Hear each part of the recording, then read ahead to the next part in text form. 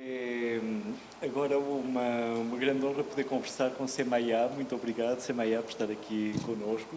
Nós vamos gravar esta conversa para difundir no YouTube, no site YouTube do IMS, e por isso eu vou fazer uma autodescrição. Eu sou o João Fernandes, diretor artístico do Instituto Moreira Salles. Sou um homem branco, com pouco cabelo, olhos verdes com óculos, e estou vestindo uma camisa branca com um casaco e umas calças pretas, sapatos pretos. Temos connosco hoje, nos ajudando a tornar mais inclusiva e perceptível o que vamos dizer, os nossos colaboradores que asseguram a tradução em Libras, Vânia Santiago, uma mulher cis de mais de 40 anos, estatura média, corpo médio, pele clara, olhos amendoados, castanhos claros, sorriso largo e alegre, cabelos lisos, castanhos claros e curtos, quase na altura do ombro, usa óculos de grau com aro fino de metal. Já percebi que tenho que melhorar a minha autodescrição. Teremos também o Efraim Canuto, um homem negro de pele retinta, magro e alto, cabelos cacheados em black, olhos grandes e sorriso largo. Muito obrigado a vocês por nos ajudarem. Sim, muito obrigado a vocês por nos ajudarem nesta conversa. Bem, Semaia, muito obrigado por estar aqui. A Semaia é uma jornalista, uma escritora, uma mãe e confesso-vos também, ela diz que não é necessário dizer mais, mas ela tem sido uma grande professora minha nesse curso de Brasil que ela desenvolveu num podcast, de que eu não vou fazer de garoto de propaganda, mas muito obrigado, Semaia, por tudo quanto aprendi com você, com essas conversas que você construiu e que eu fui ouvindo, e que me deram a ideia de convidarmos você para estar aqui connosco a reagir. Muito obrigada, a tudo isto que acabámos de ver, de ouvir, que me parece que não está distante, tão distante assim daquilo que vivemos no Brasil. O que acha? Obrigada pelo convite, acima de tudo. Agradeço ao MS, agradeço a você, João. Deixa eu fazer minha autodescrição. E meu nome é Semaia Oliveira, sou jornalista, sou uma mulher negra, de pele escura, tenho os olhos castanhos, uso dreads no cabelo, meu cabelo está na altura do ombro, é curtinho, também castanho, e hoje eu estou com uma camiseta branca, com um coletinho amarelo, uma calça jeans na cor azul e um sapato, um tênis branco. Então, obrigada. Podemos começar agora. Nossa, não é tão distante do Brasil. Eu concordo com você, João, eu acho que realmente não é tão distante do Brasil. Eu acho que, quando eu assisti, é a segunda vez que eu estou assistindo, né, me preparei para essa conversa, eu fiquei me perguntando, nossa, mas cadê os Estados Unidos que eu aprendi a conhecer estudando com a luta antirracista, com a questão da libertação, a luta antissegregação, que já estava em curso, né? Principalmente nos primeiros anúncios que a gente viu ali. E essa segregação ela está tão colocada quando as pessoas não existem, né? Tudo são números, as taxas, os impostos. Então, o discurso de humanidade, de fato, não existe, e a questão racial está completamente debaixo dos tapetes. Então, se você não conhece essa realidade, se você não aprendeu a olhar para os Estados Unidos por uma ótica racial, realmente passa completamente despercebido. E isso fica... Eu acho que na campanha do Kennedy existe ali uma menção, algumas imagens, mas até então é só uma família norte-americana completamente branca, sem nenhuma expressão de racialidade, e principalmente quando a gente vai chegando na década de 60, em que a gente tem um assassinato, por exemplo, de Malcolm X, a gente tem o assassinato de Martin Luther King, e só na década de 2000, nos anos 2000, que, de fato, Martin Luther King surge citado por algum candidato ali, usando o seu discurso. Mas, até então, quem são esses líderes? Então, existe todo os Estados Unidos que está completamente encoberto. E aí, eu acho que, quando a gente vai chegando mais para aqui, 2000, né, a gente vai vendo os anúncios avançarem, a gente vê um discurso de que existe uma divisão no país, que o país está dividido. Bom, o país ele se fundou com essa divisão, né? E essa divisão só não era colocada, ela não era enfrentada, ela não estava no discurso, ela não estava colocada exatamente para os políticos quando se pensava em vencer uma eleição. Mas, a partir que os anos vão avançando, essa colocação se passa cada vez mais impositiva, e aí é a divisão, e aí o país está dividido, e aí não podemos falar sobre isso, e aí passa a ser um problema, né? Então, eu acho que isso realmente tem muita relação com o que a gente vive no Brasil hoje, quando a gente vê que, muitas vezes, alguns discursos são combatidos como se isso negasse a união do nosso país, né? E eu acho que isso a gente vê repetidas vezes. Precisamos de uma liderança para unir o país, para unir o país, para unir o país. Mas quando esse país foi unido de fato? Aliás, é curioso que há um uso muito oportunista dos raros negros que aparecem nestes anúncios. Exato.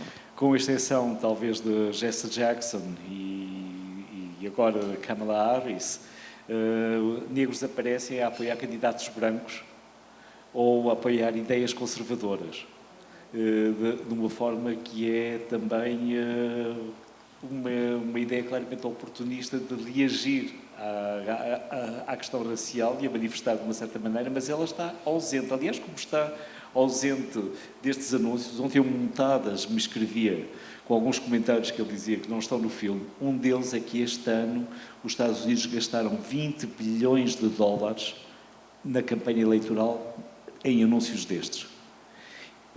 Esses 20 bilhões de dólares significam um acréscimo, um aumento de 30% em relação ao que foi gasto nas eleições de 2020.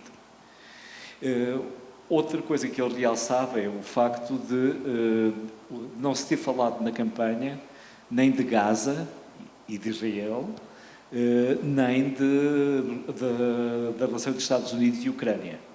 As duas guerras estiveram completamente ausentes da campanha eleitoral, que se centrou em temas internos, ou tidos apenas como internos. Alguns deles não serão assim tanto, como a questão do aborto, por exemplo, mas depois outras questões, e sempre os números, a questão de se há inflação, se não há inflação, quem é que aumenta mais a inflação, quem é que aumenta mais desemprego, etc., etc., com acusações recíprocas, mas sem ideias. Há acusações. Nós vemos, aliás, uma coisa que é também algo que está chegando, se suponho, cada vez mais à cena política brasileira. A campanha eleitoral como arena de confronto. Como arena de confronto, com uma grande agressividade, acusação, dentro de uma escalada da mentira que eu acho que é perceptível ao longo destes anúncios. Sim. Eu acho que tem um caso, inclusive, marcou a história das eleições estadunidenses e que eu acho que se reflete muito aqui também no Brasil, que é em 1988, quando tem o caso Willie Wharton, que, inclusive, Donald Trump fez a mesma coisa com Kamala Harris agora, né, que foi usar, acho que na eleição, na época de Bush, contra o Dukakis, não sei se é assim que pronuncia o nome do homem, mas Dukakis, que estavam concorrendo, e aí usam um caso de um homem negro que estava preso por um determinado motivo e que o opositor de Bush aprovava saidinhas, que a gente diria aqui, e nesse processo ele saiu e, teoricamente, teoricamente não posso dizer, mas estuprou uma mulher branca e cometeu um outro crime. E aí usa-se a imagem desse homem negro nesse lugar que já é extremamente estereotipado nos Estados Unidos, de que os homens negros são potenciais violentos e cometem estupros, principalmente contra mulheres brancas. Usa-se isso e Bush ganha a eleição. E Donald Trump acaba de fazer isso também com Kamala Harris, com outro caso também expondo um criminoso, um homem negro, para tentar fazer o mesmo efeito, né? E algumas reportagens saíram nesse sentido, né? Donald Trump, Willie Wharton, Kamala Harris. E nesse momento, foi uma coisa que eu não sabia, eu aprendi assistindo esse documentário, que eu acho que uma coisa que isso traz, essa repetição de anúncios, leva a gente a pesquisar e a querer entender algumas coisas. E quando eu vi o caso de Willie Wharton, aquilo mexeu comigo diretamente, eu fui pesquisar, e aí eu vi que nos Estados Unidos existem os chamados grupos de ação política, ou seja, não só os próprios comitês podem fazer anúncios e fazer campanha, mas grupos que se unem para fazer a mesma coisa. E no caso desse Willie Wharton, em 1988, foi um grupo de segurança nacional, um grupo, né, afim ali, que a gente chamaria aqui de outros nomes, e decidiram usar esse caso para ajudar a campanha de Bush na época. E aí, são exatamente esses grupos que começam a fazer as campanhas mais agressivas. Que a gente vê isso acontecendo também, assistindo aos anúncios, que, chegando mais para cá, os anúncios passam, os ataques passam a ser mais pessoais, mais morais. E a presença desses grupos, que não necessariamente são os comitês oficiais, mas que existe uma correlação direta, fazem esse trabalho mais agressivo. E aí a gente vê essa agressividade chegando aqui também, e a gente também vê essa formação desse grupo, não nesse formato, que é completamente diferente, acontece aqui, mas a gente vê essa agressividade cada vez mais pessoal e moral, saindo não só dos números, taxas e tudo mais, mas indo para o campo pessoal e de posicionamentos ideológicos e morais do seu opositor. Algo muito chocante é o aparecimento das mulheres e o uso das mulheres nestas propagandas. Nos últimos anos apareceram candidatas mulheres. Hoje está, precisamente, em disputa uma candidata mulher negra. Sim. Mas durante décadas as mulheres aparecem apenas como esposas, ou filhas, ou mães. Houve muitas risadas aqui quando a Jack, se não me engano, esse era o nome dela, né, a esposa do então Kennedy, falando em espanhol, para sensibilizar a comunidade latina. Eu vi que muita gente riu. E quando eu vi aquela cena, eu pensei, o que é isso? Que esforço é esse, né, para falar o espanhol? Mas, teleponto, se nota o teleponto ali. Não é? As mulheres estão ali sempre numa tentativa de validar aquele homem moralmente, né? Porque eu fui anotando algumas palavras que se repetem também, né? Força, o nosso país precisa de um grande líder, tudo muito relacionado à masculinidade, à virilidade. Então é sempre um homem que vai lutar pela paz, com força, né? Defender as nossas barreiras, é sempre esse papel do homem. E a mulher vem para chancelar, né, que ele também é um homem de família, que aí entre os valores, né, norte-americanos, que ele tem caráter. Então a mulher está sempre nesse lugar. Aí a gente vê começando a mudar com Hillary, né, e agora a gente chega até a Kamala, mas e mudando um pouco esse cenário. Mas até então a mulher, seja a esposa direta, ou a avó, ou a mãe, sempre nesse lugar de chancelar o caráter desse homem que precisa ser forte, porque senão ele é um fracassado, né? Essa ideia norte-americana de ganhadores contra losers, e que a gente vê muito fortemente nas campanhas. Outra coisa muito curiosa é a forma como democratas e republicanos, e como sabemos o sistema eleitoral americano chega sempre ao fim com candidatos de 2 partidos apenas, mas como há tanta coincidência nos temas, nos assuntos e nos contextos. Várias vezes, porque eu não sou uma super sabedora de eleições norte-americanas. Eu fui pesquisar, meu Deus, mas porque também tem alguns candidatos que estão nas primárias, né, que não chegaram a concorrer no final. Dinheiro para fazer anúncio, não? Isso, e eu achei isso muito legal, porque isso raramente chega até nós aqui, né? Pelo menos eu não sou tão atenta a isso. Então, foi interessante ir assistindo ao longo dos anos os outros candidatos que também se candidataram de alguma forma às primárias. E aí eu pensava, meu Deus, qual que é a diferença deles mesmo? Dos democratas e dos republicanos. Esse daqui, ele é o quê mesmo?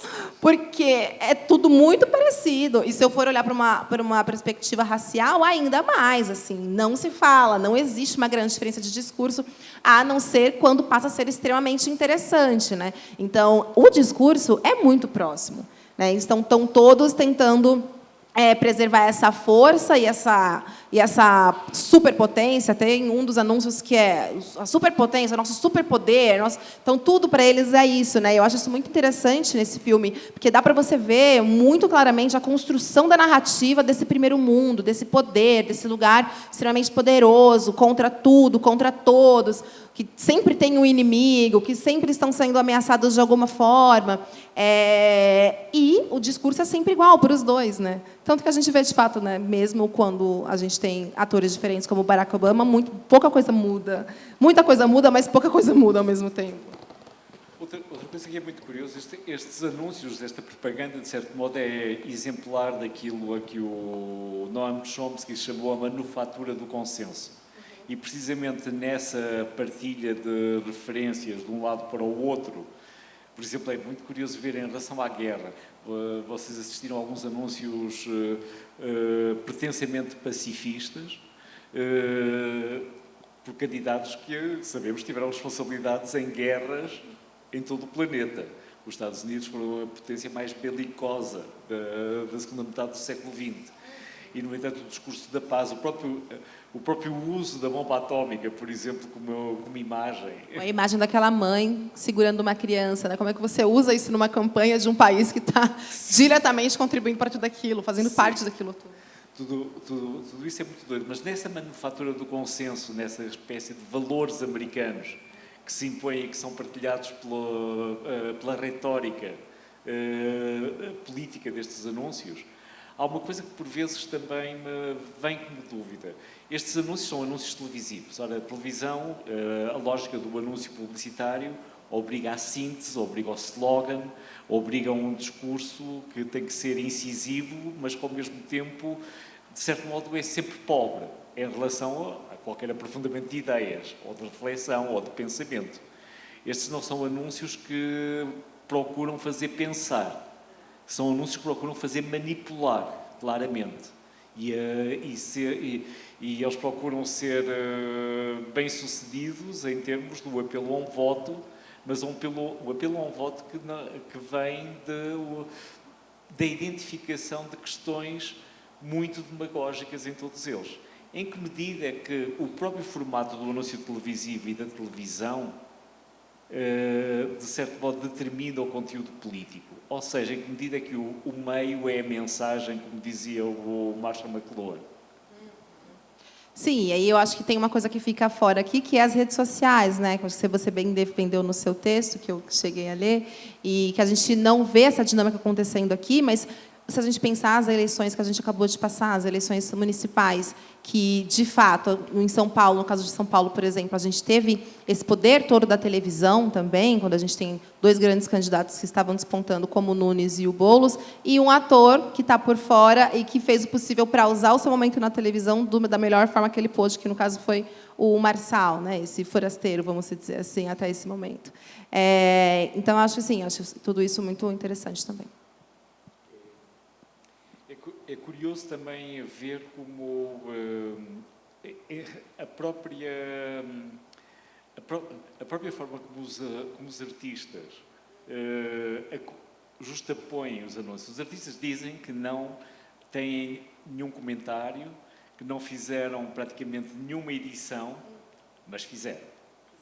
Obviamente, não é inocente um anúncio vir a seguir a outro. Aliás, que não é inocente o Montadas e o Rees, nas eleições em que o Trump apareceu, quer em todas elas, eles têm sempre colocado um anúncio no final que é claramente um posicionamento. Sim. Eu acho que qualquer seleção de qualquer artista ou qualquer jornalista, qualquer pessoa que trabalha com comunicação, qualquer seleção que você faz, já existe um posicionamento, né? Então, eu realmente não acredito nessa neutralidade. Mas é uma peça fundamental. O que eu mais pensava assistindo, João, eu adoraria ver um desse aqui no Brasil. Eu adoraria ver um desse no Brasil, porque realmente faz com que a gente tenha uma análise crítica. Você precisa ser crítico para conseguir. Não, é impossível você chegar ao final e não ter passado por nenhuma reflexão, não ter se questionado, não ter sentido o desejo de pesquisar mais sobre isso ou aquilo. Então, é uma peça política, sobretudo, né? Então, eu acho que os não comentários é porque eles deixam para o público, né? Eles fizeram o trabalho tão bem montado que todos os comentários ficam para a gente mesmo. Mas é uma peça fundamental. Eu acho que é uma forma da gente resguardar a memória política de um povo, de um país, pelo menos um tempo, né, desse povo, e seria fundamental para a gente, por exemplo. Porque cada corrida eleitoral, não sei como você percebe isso, mas cada corrida eleitoral, ela é, de fato, uma enxurrada, uma grande lavagem cerebral. E aí todo o nosso noticiário fica dedicado a isso, a gente consome isso intensamente, ao ponto que, muitas vezes, o que passou já ficou muito lá atrás, porque é muito intenso. Então, você ter isso tudo registrado num único lugar é intenso ao quadrado, mas faz com que a gente não perca nenhuma linha, que a gente consiga entender a evolução das coisas, a gente consegue entender de onde saiu, aonde chegou e por quê. De certo modo, este vídeo também acaba por ser uma história de um mundo que está terminando, porque é o mundo da televisão. Os artistas são da geração da televisão, eles são homens que cresceram com a televisão. Hoje a televisão continua, mas são cada vez mais as redes sociais que ocupam o lugar da televisão. O meu filho hoje não vê televisão, ele assiste a televisão através do computador. Tudo TikTok. Então, mas de certo modo o ovo da serpente está nestes anúncios, está na televisão. E aquilo que hoje as redes sociais estão a exponenciar, em termos de agressividade, em termos de mentira, em termos de conflitualidade, de demagogia, de certo modo começa aqui. Começa com a televisão. Começa e acho que continua. Eu não sei se eu consigo concordar totalmente que está acabando esse mundo. Eu acho que ainda não. Pelo menos no Brasil, acho que ainda não. Acho que a televisão ela ainda tem uma força fundamental para a nossa comunicação aqui no Brasil, pelo menos. Pensando no Brasil de uma forma mais ampla, pensando que a internet ainda não é uma realidade tão intensa e na velocidade e com todos os equipamentos que ela precisa para funcionar bem. Tanto que eu acho que um dos grandes riscos e perigos é que a grande maioria das pessoas tem acesso mais ao WhatsApp, não necessariamente a essa ou aquela rede, não necessariamente aos sites de notícias, para conseguir confrontar aquilo que está recebendo, e esse é o grande risco. E a televisão é esse lugar que, muitas vezes, a pessoa pode ser confrontada ou ela pode corrigir alguma informação errada que ela tenha recebido por um WhatsApp, por exemplo. Eu acho que, principalmente no Brasil, a televisão está longe de acabar. Eu acho que ainda eu acho que existe uma concorrência apenas, sabe, muito forte e se estabelecendo cada vez mais nas redes sociais. Mas eu ainda acho que a televisão é uma arma fundamental e de vida longa. Uma coisa que nós sentimos no decurso do vídeo é que o vídeo nos convoca para um olhar crítico sobre aquilo que estamos a ver. Ou seja, a dimensão manipulatória do anúncio para o seu receptor primário altera-se com esta compilação. Porque a própria justaposição dos anúncios e o lado exaustivo, por isso eu vos dou os parabéns por terem sobrevivido até ao fim, porque é cansativo e é até um pouco enjoativo, mas tudo isso nos leva a um relacionamento crítico com aquilo que nós estamos a ver. Eu acho que é impossível uma pessoa se sentir entusiasmada por estes anúncios quando assiste a eles em catarata, como acontece neste vídeo. Não, sim, e eu queria até ouvir de você também, como você se sentiu depois que você assistiu pela primeira vez, porque eu me senti muito cansada. Eu lembro que eu virei para o meu esposo e falei assim, cara, eu estou exausta só de chegar ao final desse documentário, porque eu acho que reuniu muito fortemente uma cultura muito violenta. E eu acho que os anúncios eles expressam isso muito fortemente. Essa repetição de força, de guerra, de inimigo, o medo, né? Essa imposição do medo, a política do medo, os anúncios todos construídos para controlar a mente das pessoas, para limitar a sua capacidade de reflexão por meio do medo. Tudo isso vai pegando na gente e fala, meu Deus do céu, eu tenho que sair ilesa disso daqui. Porque, né, são publicidades, mas é exaustivo. Porque você precisa fazer esse raciocínio o tempo todo. Não é isso. Não, isso não é realidade. E até antes da gente sentar, a gente estava numa mesa conversando lá em cima, e eu falei, como é semelhante essa natureza de conteúdo de Hollywood, dos filmes, de como as lideranças aparecem nos filmes, da ficção, e como a gente é assolado o tempo todo pelos conteúdos norte-americanos, né? Os filmes, as séries, e tudo tem essa mesma lógica do inimigo, da força, do medo, e do medo, e do medo. Então, você termina assim, eu terminei, estou cansada. Porque se fosse no Brasil, ia ter um sambinha, né? numa campanha ou em outra, a gente vê a música, a gente vê uma coisa, questiono como é que usa o samba em alguns lugares, com certeza, mas sempre tem alguém usando o samba, do lado direito, do lado esquerdo, a esquerda tem ali. É uma outra dinâmica completamente. Não que não tenha medo, né, gente? Não estou banalizando a coisa. Mas essa cultura muito votada para essa agressividade, para mim, ficou muito forte. Assim. E você chega ao final realmente assim, extenuado. Eu cheguei, pelo menos. Eu conheço a primeira vez que eu vi foi em 2012. E é engraçado também, posso compartilhar com vocês, que dentro das novas edições que têm acontecido, esta é a terceira eleição americana que eu acompanho neste trabalho do Montadas e do Reese, eu noto que eles vão deitando fora alguns anúncios mais antigos para criarem espaço também para os anúncios da campanha atual ou da penúltima campanha. Mas eu confesso, a minha primeira impressão foi um misto de impressões vindas também do mundo de um cinema que me dá algum tédio.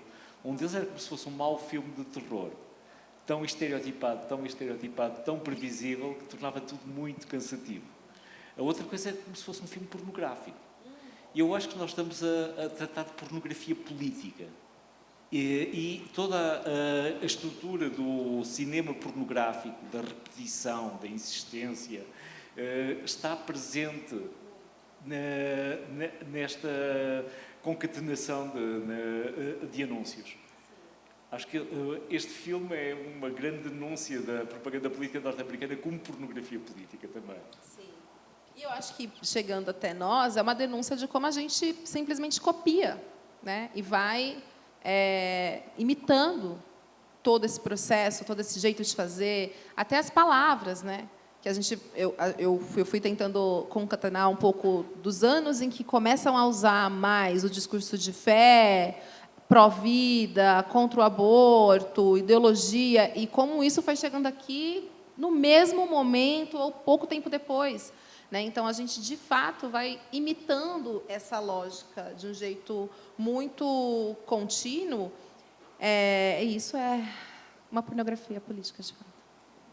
Outra coisa curiosa, o formato dos anúncios, as imagens dos anúncios se cruzam não só com a televisão, mas também com o cinema. E com um certo cinema que vai desde o cinema de aventuras, ao cinema de guerra, ao Star Wars. Várias coisas acontecem também sempre de um paralelismo entre indústrias do espetáculo. Foi isso que eu comentei um pouco antes. Para mim, muitas vezes era como se eu estivesse assistindo trechos de filmes que tiveram grandes repercussões, porque é a mesma lógica, é a mesma cadência, é a mesma narrativa. Eu acho que a narrativa norte-americana, ela tem esse poder de se repetir, por isso que convence tanto, porque ela se repete não só na política, mas na cultura, mas no entretenimento, mas em tudo que é produzido. Então, é uma mesma lógica, de fato, uma fórmula que se repete em absolutamente tudo. Então, às vezes, você está assistindo uma campanha política e você fala, meu Deus, acho que eu vi esse trecho de um filme em algum lugar, porque realmente é muito semelhante. Hoje você me enviou um e-mail em que fazia uma série de perguntas e eu pensei, essa Maia vem-me entrevistar. Porque a pessoa é jornalista, então a pessoa tem que fazer um roteiro. E a ideia era fazer mais uma conversa do que propriamente entrevista, mas de alguma dessas perguntas, alguma que me queira fazer? Não, acho que a gente acabou conversando tudo que eu acho que a gente precisava falar de um jeito muito mais fluido. Então acho que é o momento de podermos abrir a conversa aos sobreviventes, se vocês quiserem participar com opiniões, perguntas, questões, estamos também à vossa disposição. Quando estamos a falar destas coisas, quanto mais a discussão for coletiva, mais podemos construir coletivamente também algum juízo crítico sobre aquilo que vemos.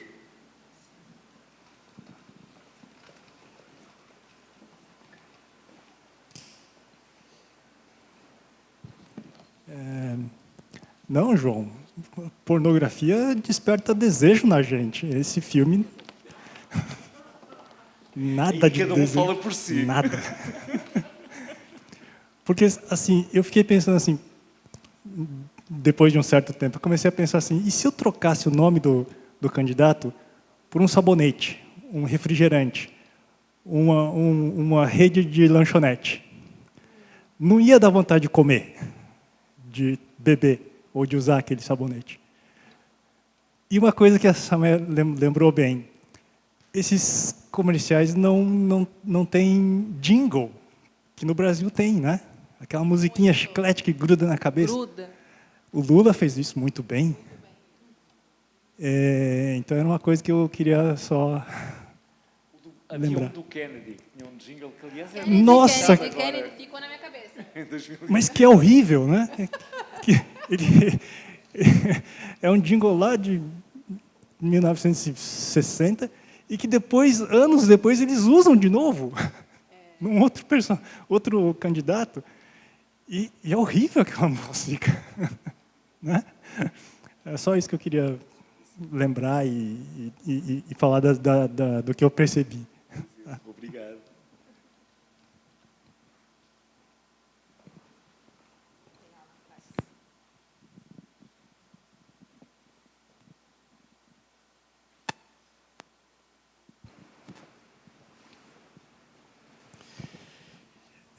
Vocês dois já falaram um pouco sobre esse caráter, obviamente, seletivo dos artistas, né, na escolha desses, enfim, desses recortes. Mas, enfim, tem algumas questões que para mim, me impactaram muito, que eu queria um pouco compartilhar e ouvir vocês. Primeiro, acho que eu não identifiquei nenhuma referência lá para a destruição das Torres Gêmeas, né, que eu acho que foi, né, talvez um dos fatores, um dos acontecimentos mais fortes, né, na história americana aí dos últimos décadas, né, e porque isso não teria aparecido, né, nas discussões da eleição presidencial, das eleições. A outra coisa também que eu achei também muito impactante, que as referências que aparecem ao homossexualismo, as poucas, são todas extremamente negativas, né? Quer dizer, como se fosse uma ameaça para a cultura, para a democracia americana. E o terceiro também, que acho que é essa presença por exemplo, quase todos os candidatos se apresentarem como heróis de guerra, né? Quer dizer, essa natureza militar da cultura americana, né? E, claro, enfim, a gente sabe que é um país que passou o último século e esse século, esse começo desse século atual, na verdade, em guerra, ainda que guerras não oficiais, né? Agora, acima de tudo, ao final, uma obra de um pessimismo terrível, né? Quer dizer, para onde é que nós caminhamos com perspectiva política para o mundo contemporâneo? Sem dúvida.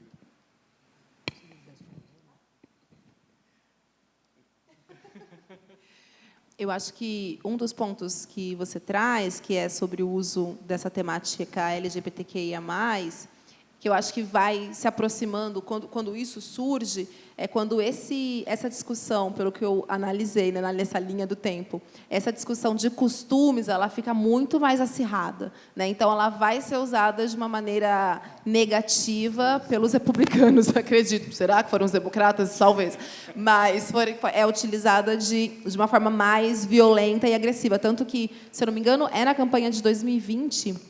que tem um candidato negro conservador que ele fala, por exemplo, né, nesse país os atletas negros irão concorrer com outros atletas, os atletas homens irão lutar ou, sei lá, confrontar outros atletas homens por conta da discussão de pessoas trans, por exemplo, que fica subentendido ali, mas todo mundo consegue entender o que ele está querendo dizer, que são essas pautas do costume, né? Que eu acho que a parte dessa ideia de que existe um país dividido entre os valores norte-americanos que precisam ser defendidos e essas outras pessoas que estão querendo destruir tudo isso, ou seja, né, contrariando esses valores. Então, é isso que eu percebo, esse uso a partir de republicanos querendo confrontar as pautas mais libertárias, né?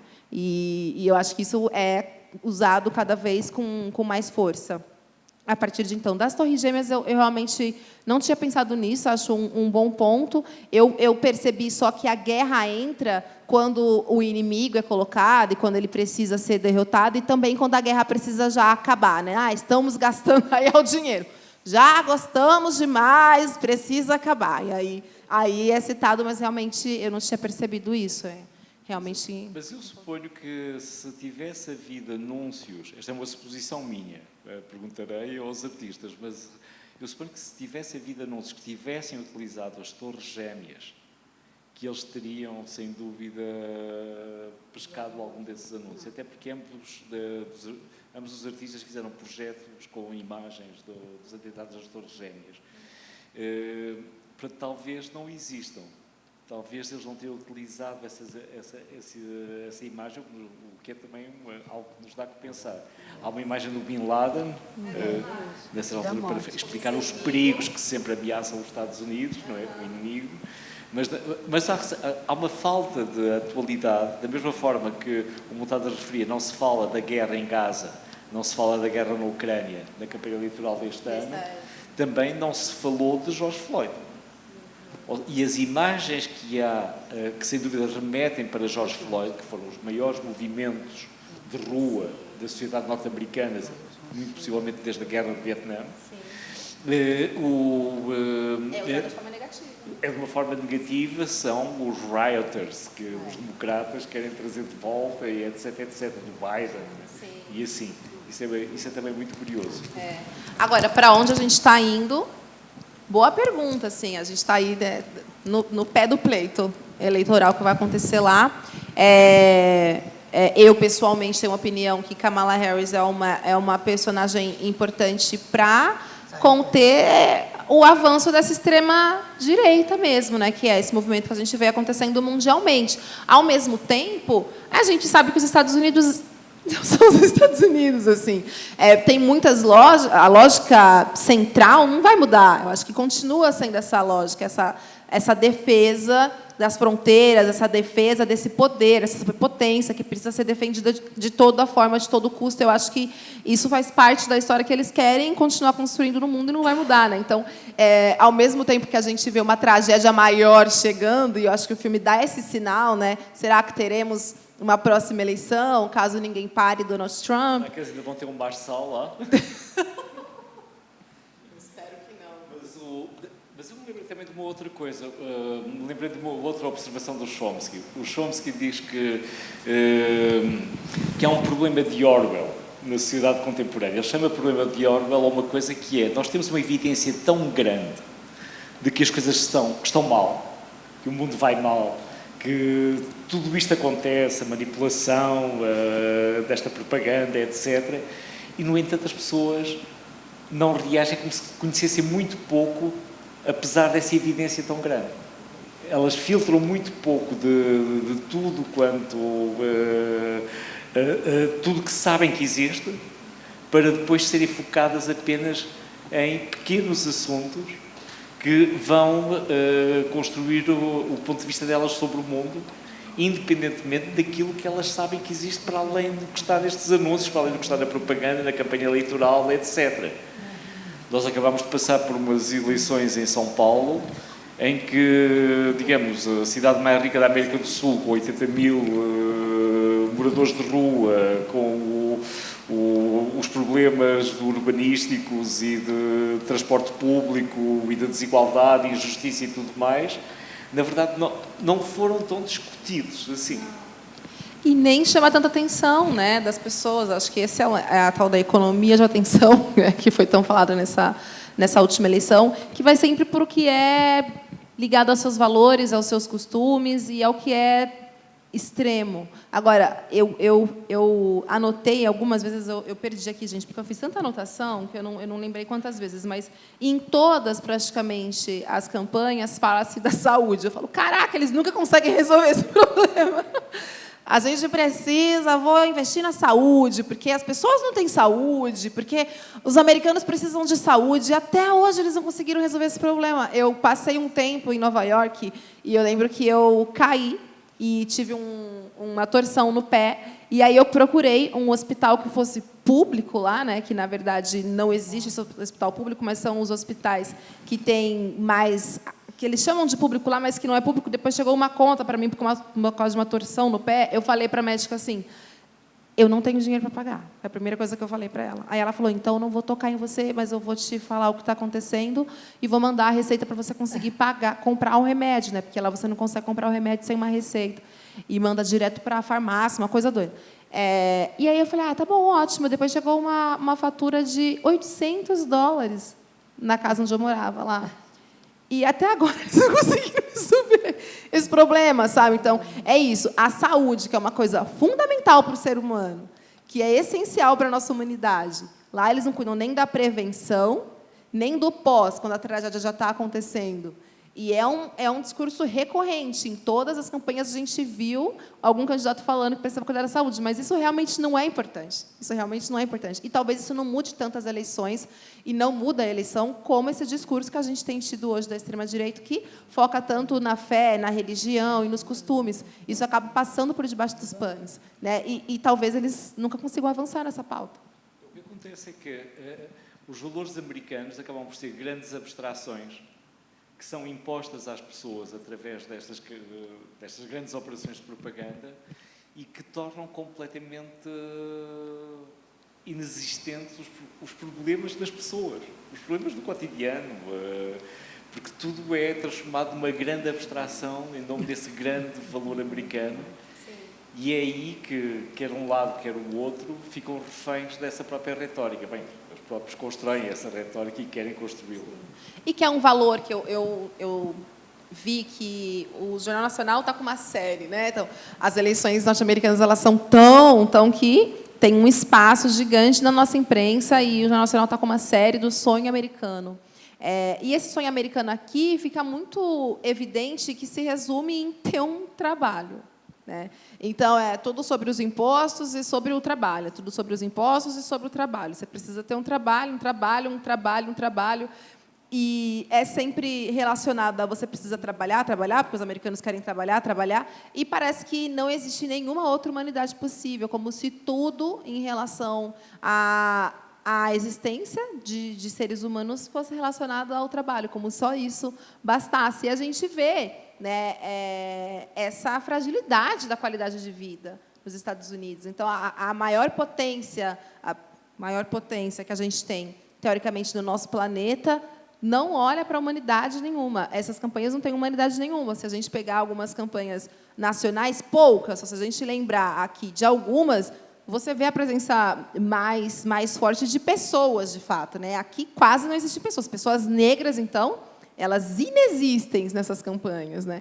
Então, a humanidade em si se resume em manter o capital funcionando muito bem, a economia funcionando muito bem, em cortar ou não cortar os impostos, como cortar os impostos e entregar trabalho para as pessoas. Mas a saúde das pessoas não é tão importante, mas as relações interpessoais não é tão importante. E esse povo unido, que tanto se vê defendendo em alguns lugares, nunca existiu, de fato. Isso, para mim, ficou muito forte, né? Então, durante todo o filme, fala-se em manter a América unida, ou em unir o povo, mas é um povo que eu sei, e pelo pouco que eu já estudei, que nunca foi unido, e talvez nunca seja. A gente não encontra os Estados Unidos nestes anúncios, encontra o sistema ideológico norte-americano, mas não encontra a vida cotidiana do povo americano. Não.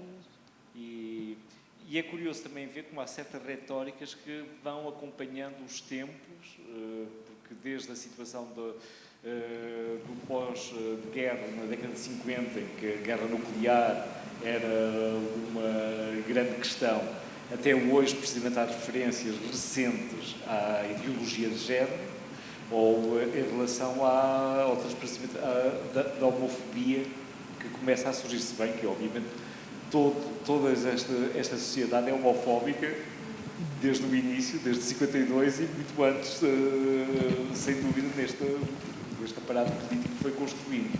Mas é muito gritante essa separação entre política e vida real. Exatamente. Que inexiste aqui, né? essa relação entre vida cotidiana, diária. Eu sou uma consumidora da cultura norte-americana, né? Eu sou ouvinte de rap, eu faço parte dessa cultura, a música negra norte-americana é muito importante para qualquer pessoa negra, porque é essa potência que consegue escoar muito melhor, com muita mais facilidade as coisas. Então, é uma cultura que chega muito para a gente. A formação da comunidade negra... a formação da comunidade negra brasileira bebe muito dessa fonte, da literatura negra norte-americana, da música negra norte-americana. E a música negra norte-americana é fundamental para a cultura dos Estados Unidos. E a gente não vê nada disso aqui. Ela ainda existe. E em relação à música popular, quer dizer, no Grata já vamos com o Paul Simon, e há assim um pouco de folk pós-Woodstock, que de vez em quando se ouve, se por aqui ambas os democratas, mas a música popular está fora disto também. Curioso. É uma segregação real, assim, né? E muito declarada, muito colocada. Esse filme, para mim, mostra o quanto essa segregação ainda é um abismo e continua, né? Porque quando a gente vê algumas falas aqui sobre, por exemplo, a repetida morte de jovens negros pelas forças da segurança nos Estados Unidos, é muito recente e também muito enviesada pela necessidade dos votos dessa comunidade, que hoje é uma comunidade em disputa, né, pensando em quantidade de votos de fato. Mas quantas pessoas a gente vê, as cenas da segregação, da violência que a segregação causou para a comunidade negra nunca foi uma questão, né? Desde os primeiros anúncios que a gente viu aqui, nunca foi não há incômodo, de fato, para toda essa violência por trás do tapete, assim. Então, isso foi muito violento para mim também. Obrigado, Semaia.